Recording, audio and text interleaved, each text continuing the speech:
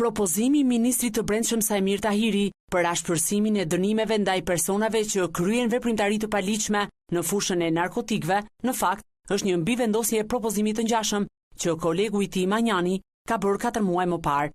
Në thelb, të njëjtat propozime janë bërë në prill nga Ministria e Drejtësisë, e cila aso kohe i dorëzoi Këshillit të Ministrave 2 projekt ligje. Ndryshimet në fushën e narkotikëve, me sa duket diktoheshin nga praktika gjyqësore, pasi binte në sy një handikap i madh për faktin se dënohej njësoj si personi që kapej me disa gram drog dhe ai që kapej me kilogram apo ton. Projektligji bënte riformulim të neni 283 të Kodit Penal, në të cilin përcaktoheshin masat e dënimit në varësi të sasisë së drogës. Konkretisht, në këtë nen parashikohej mbajtja, shitja, ofrimi për shitje, dhënia ose marrja në çdo formë, shpërndarja, tregtimi, transportimi, dërgimi apo dorëzimi, veç rasteve të përdorimit vetjak, në varësi të llojit dhe sasisë së lëndës narkotike, dënohet si më poshtë. Kur lënda narkotike është e llojit cannabis sativa, për sasi deri në 100 gram, propozoi dënimi me burgim nga 1 deri në 5 vite.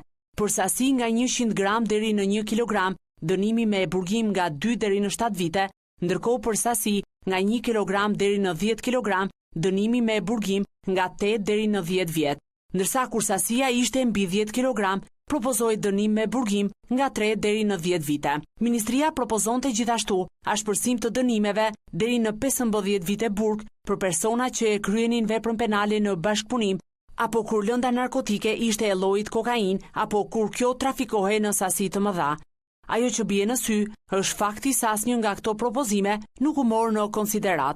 Por së fundmi, 2 ministrat u përplasën kur Tahiri kundërshtoi propozimin e Manjanit për daljen e ushtrisë në terren për çështjet e kanabisit.